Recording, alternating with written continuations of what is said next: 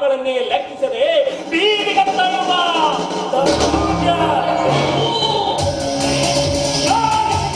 ಚಾರಕ್ಕೆ ಇಡೀ ಜಗವೇ ಮೌನವಾಗಿರಬೇಕಾದ್ರೆ ನನ್ನ ಮನೆ ಅನ್ನ ತಿಂದು ಬದುಕುತ್ತಿರುವ ಪುಣ್ಯಗಳಿಂದ ನಾನು ಉಪದೇಶ ಕೇಳಬೇಕೇ? ಅದೆಂದಿಗೂ ಸಾಧ್ಯವಿಲ್ಲ. ಈ ಯಮರಾಜ ಗೌಡ ಕೈ ಹಿಡಿದರೆ ಪರಮಾತ್ಮ,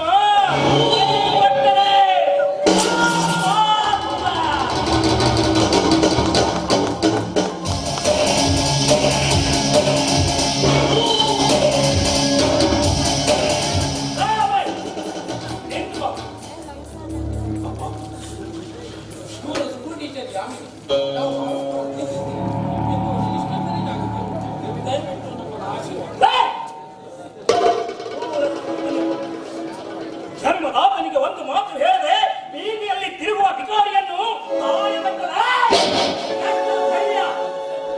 ದಯವಿಟ್ಟು ಕ್ಷಮಿಸಪ್ಪ. ಹೀಗೆ ನನಗೆ ಬಲಿದ ಬಂದೆ. ಇಂಥ ಸುಶೀಲೆ ಈ ಮನೆಗೆ ಸೊಸೆಯಾಗಿ ಬಂದಿರುವುದು ಹೌದು ಮಾವ. ನೋಡಿ, ನಿಮ್ಮ ಮಗ ಈ ಅನಾಥರಿಗೆ ಆಶ್ರಯ ಕೊಟ್ಟು ನನ್ನ ಬಾಳಿಗೆ ಬೆಳಕಾಗಿದ್ದಾರೆ. ದಯವಿಟ್ಟು ನಮ್ಮಿಬ್ಬರನ್ನ ಹರಿಸಿ ಆಶೀರ್ವಾದ ಮಾಡಿ. ನಿನ್ನಂತ ಅನಾಥಗೆ ಈ ಮನೆಯಲ್ಲಿ ಆಶ್ರಯ ನೀಡಲು ಏನು ಧರ್ಮಶಾಲೆ ಅಲ್ಲ, ರಾಜ್ಯ ಗೌಡ ಮನೆ ನೆನಪಿಟ್ಟುಕೋ. ಅಪ್ಪ, ಈ ಕುಬೇರನ ಅರಮನೆಯಲ್ಲಿ ಹೆತ್ತ ತಾಯಿಯೂ ವಾತ್ಸಲ್ಯವೂ ಇಲ್ಲ, ಒಡ ಹುಟ್ಟಿದ ತಂಗಿಯೂ ಪ್ರೀತಿಯೂ ಇಲ್ಲ. ಈ ಉಳಿತಾದರೂ ಪ್ರೀತಿ ಮಮತೆ ಕಾಣಪ್ಪ. ಸಾಕು ಮಾಡು ನಿನ್ನ ಸೆಂಟಿಮೆಂಟು. ನೋಡು, ಇವಳು ನಿನ್ನ ಧರ್ಮ ಪತ್ನಿಯಾಗಿ ಬಂದಿಲ್ಲ. ನಾವು ಗಳಿಸಿಟ್ಟ ಆಸ್ತಿಯಲ್ಲ ಸರ್ವನಾಶ ಮಾಡಲು ಪಟಾಯಿಸಲು ಬಂದಿದ್ದ. ಅಪ್ಪ, ವಸ್ತ್ರ ತುಳಿದವನು ಈ ರೀತಿಯ ಭಾಷೆ ಮಾಡೋದು ಸರಿಯಲ್ಲಪ್ಪ. ಲೇ ಹುಚ್ಚ, ನೋಡು, ನಿನಗೆ 10 ಲಕ್ಷ ರೂಪಾಯಿ ಕೊಡ್ತೇನೆ. ಅದನ್ನ ಇವಳ ಮುಖದ ಮೇಲೆ ಸುಸಾಡಿ ನೀ ಕಟ್ಟಿದ ತಾಳಿಯನ್ನು ಹರಿದು ಹಾಕಿ ಮನೆಯಿಂದ ಹೊರ ಹಾಕು. ಕಟ್ಟಿದ ತಾಳಿಯನ್ನು ಹರಿದು ಹಾಕೋದು ಅಷ್ಟು ಸುಲಭ ಅಲ್ಲಪ್ಪ. ಹೆತ್ತ ತಾಯಿಯ ತಾಳಿ ಹರಿದು ಅವಳನ್ನೇ ಸಾಯಿಸಿದ ನೀನು ಮನುಷ್ಯನಲ್ಲಪ್ಪ.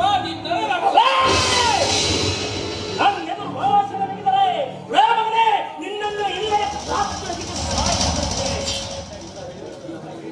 ಇಂಥ ಬೇಡಿಗಳಿಗೆ ಹೆದರಿದರೆ ಜೀವನ ನಡೆಯಲಾಗುವುದು.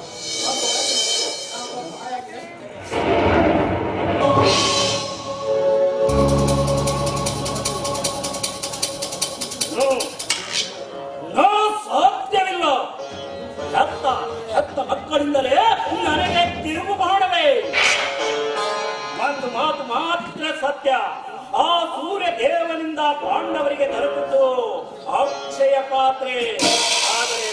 ಆದರೆ ಗೌಡನಿಂದ ನನ್ನ ಮಕ್ಕಳಿಗೆ ದೊರಕುವುದು ಭಿಕ್ಷಾ ಪಾತ್ರೆ.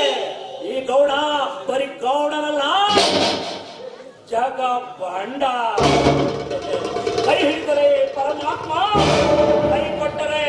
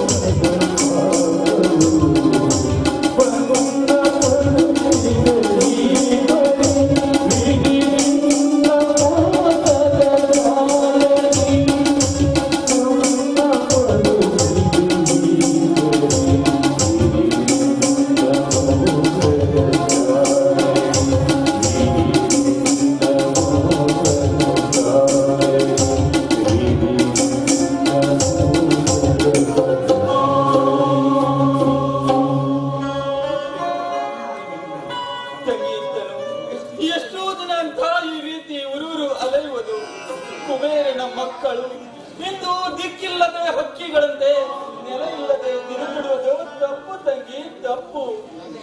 ಯಾಕಣ್ಣ ನೊಂದ್ಕೋತೀಯ? ಇಂದಲ್ಲ ನಾಳೆ ನಮ್ಗೆ ಯಾವ್ದಾದ್ರು ಒಂದು ಕೆಲಸ ಸಿಗುತ್ತದೆ ಅಣ್ಣ. ಜೊತೆಗೆ ಆ ದುರ್ಗಾದೇವಿ ಯಾವತ್ತು ನಮ್ಮ ಕೈ ಬಿಡೋದಿಲ್ಲ ಅಣ್ಣ. ಆದರೆ ನೀನು ಮಾತ್ರ ಜನ್ಮ ಕೊಟ್ಟ ತಂದೆಯನ್ನು ಅರಮನೆಯನ್ನು ತೈಸಿ ಬಂದಿರುವುದು ನನಗೇನು ಸರಿ ಕಾಣುವುದಿಲ್ಲ ತಂಗಿ. ನುಡಿಯದಿರು ಅಣ್ಣ, ನುಡಿಯದಿರು. ಮಮತೆ ವಾತ್ಸಲ್ಯದಿಂದ ಬೆಳೆಸಿದ ನಿನ್ನನ್ನ ಊರಾಗೆ ಆ ಗಂಡಕನ ಜೊತೆ ನಾನು ಹೇಗಣ್ಣ ಬದುಕಲೆ? ಆಯ್ತಲ್ಲ, ಏನಾಯ್ತು? ಎಲ್ಲಿಗೆ ಹೋಗ್ತಾ ಇದೀಯಾ? ಅಣ್ಣ, ಈತ ಸಮರ್ಥ ಅಂತ ನಾವಿಬ್ಬರು ಒಂದೇ ಕಾಲೇಜ್ನಲ್ಲಿ ಓದಿದ್ದೇವೆ. ನನಗೆ ಗೊತ್ತಮ್ಮ, 2 ವರ್ಷ ಹಿಂದೆ ನನಗೆ ಬಾಯಿಗೆ ಆಕ್ಸಿಡೆಂಟ್ ಆದಾಗ ಈತನೇ ನನಗೆ ಆಪತ್ಕಾಲದಲ್ಲಿ ರಕ್ಷಿಸಿದ. ಅದಲ್ಲ ಹಳೆ ವಿಷಯ, ಈಗಾಗಲೇ ಸತ್ಯ. ಯಾಕೆ ನೀವು ಒಂಥರ ಟೆನ್ಷನ್ ನಲ್ಲಿ ಇದ್ದೀರಿ? ನಿಜ ಹೇಳಿ, ಏನಾಯ್ತು? ಎಲ್ಲಿಗೆ ಹೋಗ್ತಾ ಇದ್ದೀರಾ ನೀವು? ಮನೆಯಲ್ಲಿ ಸ್ವಲ್ಪ ಗಲಾಟೆ ಆಯ್ತು. ನಾವಿಬ್ರು ಮನೆ ಬಿಟ್ಟು ಬಂದಿದ್ದೇವೆ. ಈಗ ಮುಂದೇನ್ ಮಾಡ್ಬೇಕಂತ ದಿಕ್ಕೆ ತೋಚದಾಗಿದೆ. ಅದೆಲ್ಲ ಮಾಮೂಲಿ ಕಡೆ. ಯಾಕೆ ಸುನಾಮಿ ಬಂದ ಹಾಗೆ ಹೆದರೋಗ್ತೀಯಾ? ತಗೋ, ನನ್ನ ಮನೆ ಕೀನಾ. ನಾನು ಈಗ ಆಂಧ್ರಕ್ಕೆ ಹೋಗ್ತಾ ಇದ್ದೇನೆ. ವಾಲಿಬಾಲ್ ಟೂರ್ನಾಮೆಂಟ್ ಇದೆ, ಬರಲು 1 ತಿಂಗಳ ಲೇಟ್ ಆಗಬಹುದು. ಗೊತ್ತಾಯ್ತಾ? ಸಮರ್ಥ, ನಿಮ್ಮ ಮನೆಯಲ್ಲಿ ನಾವಿರುವಂದ್ರೆ ಅದು 1 ತಿಂಗಳ ಕಾಲ. 1 ತಿಂಗಳಲ್ಲ ಸತ್ಯ, ಕಾಯಮಾಗಿದ್ದು ಬಿಡಿ. ನನ್ನ ಅಣ್ಣ ಉತ್ತಮ ಕೆಲಸ ಗಿಟ್ಟಿಸಿ ಬೇರೆ ಮನೆ ಕಟ್ಟಿದಾಗಿಂದಲೂ ನಾನು ಹೆಚ್ಚಾಗಿ ಅಣ್ಣ ಅತ್ತಿಗೆಯ ಆಸರದಲ್ಲಿ ಬೆಳೆದಿದ್ದೇನೆ. ತಾಯಿ ಇಲ್ಲದ ಆ ಮನೆಯಲ್ಲಿ ನನಗೆ ಒಂಟಿಯಾಗಿರಲು ಸಾಧ್ಯವಿಲ್ಲ ಸತ್ಯ, ಸಾಧ್ಯವಿಲ್ಲ. ಚಿಕ್ಕವಿರುವಾಗಲೇ ನಾವು ಸಹ ತಾಯಿಯ ಪ್ರೀತಿಯಿಂದ ವಂಚಿತರಾಗಿದ್ದೇವೆ. ಹಿಂದಿನ ಕೈ ಘಟನೆ ನೆನಪಿಸಿಕೊಂಡ್ರೆ ನಮ್ಮಲ್ಲಿ ಬದುಕುವ ಶಕ್ತಿ ಇನ್ನು ಕುಗ್ಗಬಹುದು. ಸಮಾಜ ನನ್ನ ತಾಯಿಗೆ ಆದ ಅನ್ಯಾಯ ಇನ್ನು ಯಾರಿಗೂ ಆಗದಿಲ್ಲದೇವಾ? ಇನ್ನು ಯಾರಿಗೂ ಆಗದಿಲ್ಲ. ಅನ್ಯಾಯ ಆದವರಿಗೆ ಆ ದೈವ ಶಿಕ್ಷೆ ವಿಧಿಸದೆ ಇರ್ಲಾರ ಸಮರ್ಥ. ಅದೆಲ್ಲ ಹೀಗೆ ನೋಡಿ, ನೀವು ತುಂಬಾ ಬಳಲಿದ್ದೀರಿ. ಮೊದಲು ಮನೆಗೆ ಹೋಗಿ ಆರಾಮ್ ತಗೊಳ್ಳಿ. ನನಗೆ ಟ್ರೈನ್ ಮಿಸ್ ಆಗಬಹುದು. ನಾ ಇನ್ನು ಬರ್ತೇನೆ. ಬಾಯ್, ಟೇಕ್ ಕೇರ್. ಬಾಯ್ ಸಮಾಜ್. ನೋಡುತ್ತನು, ಕೆಲವೇ ದಿನಗಳಲ್ಲಿ ಸಮರ್ಥನ ಮನೆಯಲ್ಲಿದ್ದು ಆಮೇಲೆ ಬಾಡಿಗೆ ಮನೆ ನೋಡಿದ್ರೆ ಆಯ್ತು. ವಿಧಿ ನಮ್ಮನ್ನು ಯಾವ ರೀತಿ ಆಡಿಸುತ್ತಾನೆ ಅಂತ ಕಾದು ನೋಡೋಣ. ನಡೆತಂಗಿ ನಡೆಯೋಣ. ಈತ ಹಣದಲ್ಲಿ ಸ್ವಲ್ಪ ರೇಷನ್ ಅನ್ನು ತೆಗೆದುಕೊಂಡು ಹೋಗೋಣ. ನಡೆ.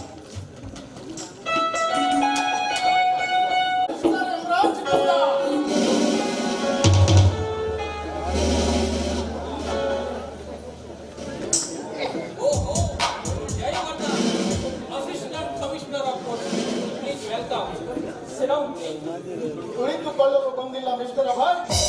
ಲೋಕಾಯುಕ್ತರ ವರದಿಯ ಆಧಾರದ ಮೇಲೆ ನಿಮ್ಮ ತಂದೆ ಅವರನ್ನು ಅರೆಸ್ಟ್ ಮಾಡಿ ಕರೆದುಕೊಂಡು ಹೋಗಲು ಬಂದಿದ್ದೆ. ಆದ್ರೆ ಈಗ ಅವರು ಮನೆಯಲ್ಲಿ ಇಲ್ಲ. ಎಲ್ಲಿಗೆ ಹೋಗಿದಾರಂತ ನನಗೂ ಗೊತ್ತಿಲ್ಲ. ಮಿಸ್ಟರ್ ಅಭಯ್, ನೀವು ಲಾಯರ್ ಆಗಿ ಕಾನೂನು ಪಾಲಕರಾಗಿ ಒಬ್ಬ ಅಪರಾಧಿಗೆ ರಕ್ಷಣೆ ನೀಡುತ್ತಾ ಇದ್ದೀರಿ. ನೀವು ಮಾಡುತ್ತಿರುವುದು ಘೋರ ಅಪರಾಧ. ಮಿಸ್ಟರ್ ಜಯವರ್ಧನ್, ನಾನು ಕಾನೂನು ರಕ್ಷಕ, ಕಾನೂನು ಭಕ್ಷಕನಲ್ಲ. ಈ ಕಾನೂನು ತಜ್ಞರಿಗೆ ಕಾನೂನಿನ ಪಾಠ ಹೇಳಬೇಕಾಗಿಲ್ಲ. ಎಸ್, ನಿಮ್ಮಂತಹ ಕಾನೂನು ತಜ್ಞರಿಂದಲೇ ಇಂದು ನಿರಪರಾಧಿಗಳು ಸೆರೆಮನೆ, ಅಪರಾಧಿಗಳು ಅರಮನೆಯಲ್ಲಿ ಇರುತ್ತಾರೆ ಎಂಬುದನ್ನು ಮರೆಯಲಿಲ್ಲ.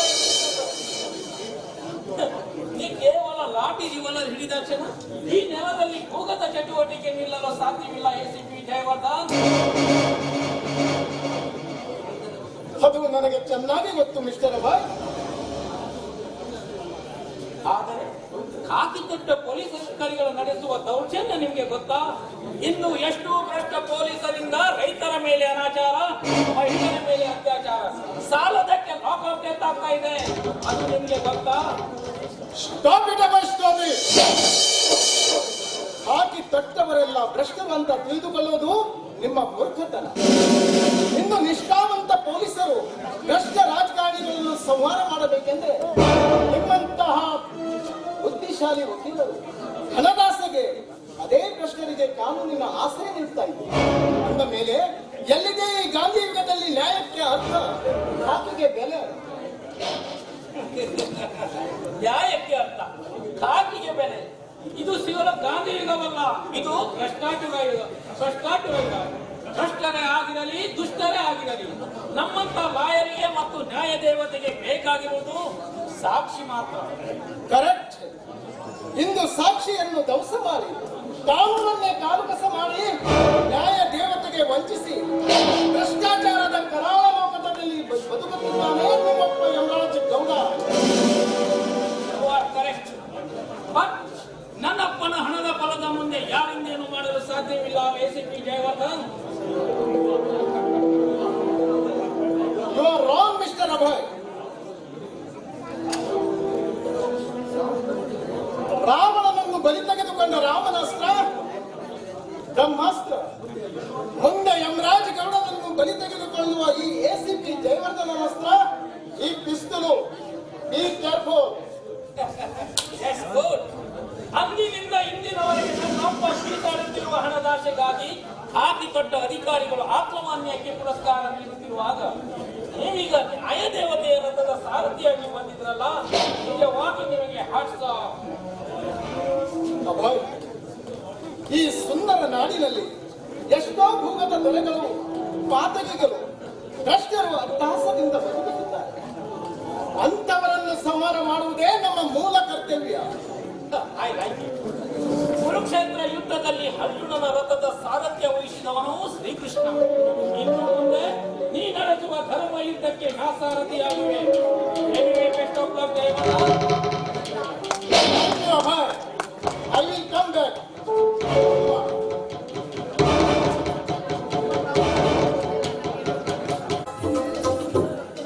दिल तो पागल है दिल दीवाना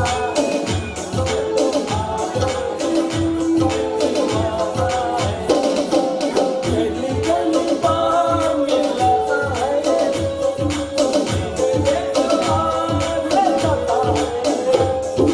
पागल है दीवाना है तो पागल है हाय हाय अल्लाह ನಮ್ದು ನಸೀಬು ಅಜ್ಜ ಆ ಮಹಾದೇಶನ ಹೆಂಡತಿ ಚಕೋರಿ ಬುಲ್ಬುಲ್ ನಮ್ದು ಪ್ಯಾರ ಮಾಡ್ತಿದ್ದಾವ.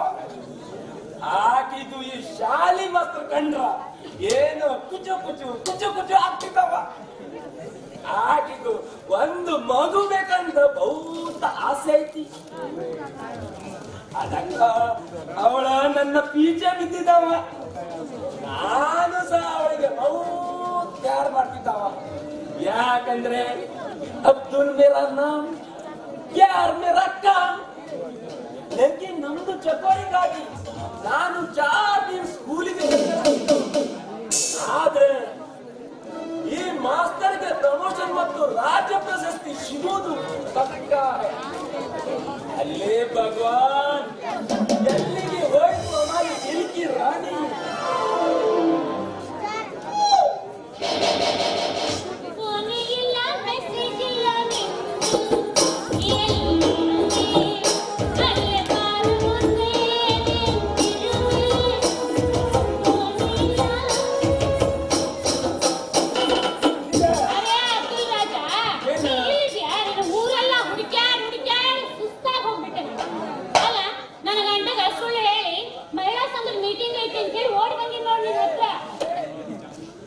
अरे मेरी चांदनी, जिंदू के इंतजार करके करके हम को बेजार हो गया. ಏನು ನನ್ನ ರಾಣಿ, ಇಂದು ಹಳೆ ಪಾತ್ರೆ ಕಬ್ಬಿನ ದಂಧೆನೂ ಇಲ್ಲ, ತೆಂಗಿನಕಾಯಿನ ದಂಧೆನೂ ಇಲ್ಲ. क्या हो गया मेरी बुलबुल? ದಿನ ವ್ಯಾಪಾರ ಮಾಡಿ ಮಾಡಿ ಮಾಡಿ ಮಾಡಿ ಸಾಕಾಗಿ ಹೋಗ್ಬಿಟ್ಟೆ. ಅದಕ್ಕೆ ನಿನ್ ಜೊತೆ ಎಲ್ಲರೂ ಓಡಿ ಹೋಗ್ಬಿಡೋಣ. हाय हाय क्या बात है. ಇವತ್ತು ನೀನು ಬಹುತ್ ಕೂದಲ ತಂದಿದ್ದಾವ. ಅಬ್ದುಲ್ಲ, ನೀನು ಹೊಗಳಿದ್ದು ಸಾಕು. ನನ್ನ ಗಂಡಗ ನಿನ್ ಮೇಲೆ ಡೌಟ್ ಬಂದ್ಬಿಟ್ಟೆ. ನಂದು ನಿಂದು ಟಚಿಂಗ್ ಐತೆ ಅಂತ ಯಾರೋ ಅಂತೀರ ಹೇಳೋದನ್ನ. ಅದ್ರಾಗ ನನಗೆ ಮೊದ್ಲ ಮಕ್ಕಳಾಗಿಲ್ಲ ಅಂತ ನನ್ನ ಗಂಡ ತುಂಬಾ ಟೆನ್ಷನ್ ಮಾಡ್ಕೊಂಡಿದ್ದಾನೆ. ಅರೆ ಚಕೋರಿ, ನಾನು ಇರ್ಬೇಕಾದ್ರೆ ನೀವ್ ಯಾಕೆ ಟೆನ್ಷನ್ ಮಾಡ್ಕೊಳ್ತಿದ್ದಾವ? ಏನ್ ಮಾಡೋದು ನನ್ನ ರಾಜ? ದಿನ ನಾನು ನನ್ನ ಗಂಡ ಹಗಲು ರಾತ್ರಿ 2 ತಾಸು ಮಾಡ್ತೀವಿ. ಅಯ್ಯೋ, ತಾಸು ಮಾಡಿದ್ದು ಅದೇ ಅದೇ ಅದೇ ದೇವ್ರ ಪೂಜೆ. ದೇವರ ಪೂಜೆ. ಆದ್ರೂ ಭಗವಾನ್ ನಮ್ ಕಣ್ಣ ಬಿಟ್ಟು ನೋಡ. ಏ, ಆ ಭಗವಂತ ನಿನ್ನಗೋಸ್ಕರ ನಮ್ಗೆ ಇಲ್ಲಿ ಕಳಿಸಿದ್ದಾವ. ಎರಡನೇ ಕಾಲ ರಾಣಿ. ಅದೇ ಚಕೋರಿ, ಮೊನ್ನೆ ಯಾಕೆ ನೀವು ಆ ಪ್ರದೀಪ್ನ ಅಂಗಡಿ ಜೊತೆ ನೀವು ಜಗಳಕ್ಕೆ ನಿಂತಿದ್ದಾವ. ಓ ನಾನ ಅಲ್ಲಿ ಲಂಗ ಕೊಂಡ್ಕೊಳಕ್ ಹೋಗಿದ್ದೆ. ಹೌದಾ? ಲಂಗ ರೇಟ್ ಅಷ್ಟು ಅಂತ ಹೌದಾ? ದುಬಾರಿ ಹೇಳ್ದ. ಹೌದಾ? ಅದಕ್ಕೊಂದು 10 ರೂಪಾಯಿ ಕಡಿಮೆ ಮಾಡಿಕೊಡು ಅಂದೆ. ನಮ್ ಲಂಗಗಳು ಏನು ಸಿಗಂಗಿಲ್ಲ ಅನ್ಬೇಕಾ? ಅರೆ ಅರೆ ಪ್ಯಾರಿ ಚಕೋರಿ, ಲಂಗದ ಒಳಗೆ ಏನು ಸಿಗುದಿಲ್ಲ ಅಂದ್ರೆ ಲಂಗದ ಮೇಲ ಏನು ಲಾಭ ಸಿಗುದಿಲ್ಲ ಅಂತ. ಅಯ್ಯೋ ಹಿಂಗಂದ ನನಗೂ ಏನ್ ಗೊತ್ತು, ಏನೋ ಅಪಾರ್ಥ ಮಾಡ್ಕೊಂಡ್ಬಿಟ್ಟೆ. ಹೋಗಿ ಬಿಡು. ಈಗಿನ ಮಂದಿ ಯಾವ್ಯಾವ ಟೈಮ್ನಾಗ ಹೆಂಗ ಮಾತಾಡ್ತಾರೋ ಏನು ಒಂದು ಗೊತ್ತಾಗೋದಿಲ್ಲ ನೋಡು. ಅದು ಸರಿ ಅಬ್ದುಲ್ಲ, ನೀನ್ ಯಾಕಂದ್ರೆ ಈ ರೀತಿ ನಿಂತ್ಕೊಂಡ್ಬಿಟ್ಟಿಯಲ್ಲ ಅಂತೀನಿ. 4 ದಿನ ಸಾಲಿ ಹೋಗಿ ಅಂತ ಸಾಲಿ ಹುಡುಗರ ಕತಿ ಏನಾಗಬೇಕು? ಡೈಲಿ ಸ್ಕೂಲಿಗೆ ಹೋದ್ರ ನಮ್ದು ಸೈಡ್ ಬಿಸ್ನೆಸ್ ಪ್ರಾಬ್ಲಮ್ ಆಗ್ತದೆ. ನಾನು ಕಲಿತ ಹುಡುಗರಿಂದ 10,000 20,000 ಇಸ್ಕೊಂಡು ಅವರಿಗೆ ನೌಕರಿ ಕೊಟ್ಟಿದ್ದಾವ. ನನಗೆ ಸಿನಿಮಾ ಡೈರೆಕ್ಟ್ ಎಂದಲ್ಲ ಡೈರೆಕ್ಟರ್ ಅವ್ರದ್ದು ಬಹುತ್ ಪರಿಚಯ.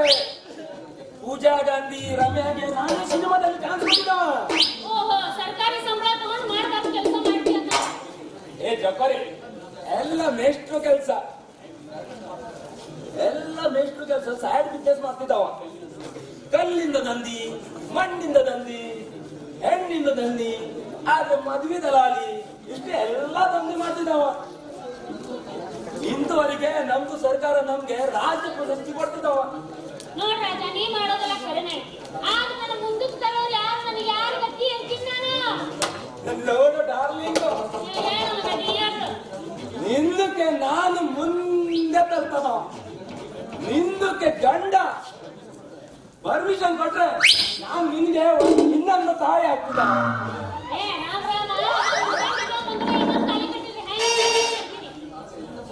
ಆದ್ರೆ ಇಂಥ ಸುಂದರ ಲಡ್ಕಿ ಆ ಕುಡುಕನ ಜೊತೆ ಸಂಸಾರ ಮಾಡಿದಕ್ಕೆ ನಿನ್ನ ಜೀವನ ಬರ್ಬಾದ.